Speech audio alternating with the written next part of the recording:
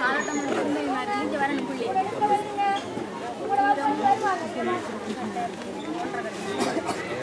அதில் இப்போ சில பிள்ளையே காலையில் சாப்பிடாம இருக்கு.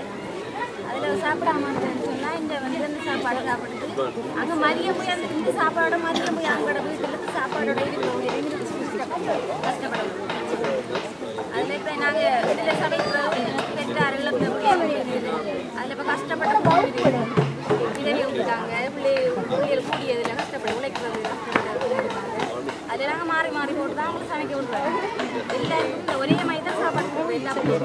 அதில் பெற்றார் வந்து 2 பேர் ஒவ்வொரு கிழமை ஒவ்வொரு காரியங்கள் நல்ல ஒரு இன்றைக்கு போகிறேன்னு சொன்னால் அவர் உடனே வீட்டுக்கு போய் பார்ப்பார் என்ன காரணம் என்னத்துக்காக வரலன்றது பார்ப்பார். அது சும்மா சுவையில்லாமல் நின்றா பிரச்சனை இல்லை. அதுக்கு சும்மா இதை அப்படியே நின்றுன்னு சொன்னால் உடனே அதுங்களை அதிகம்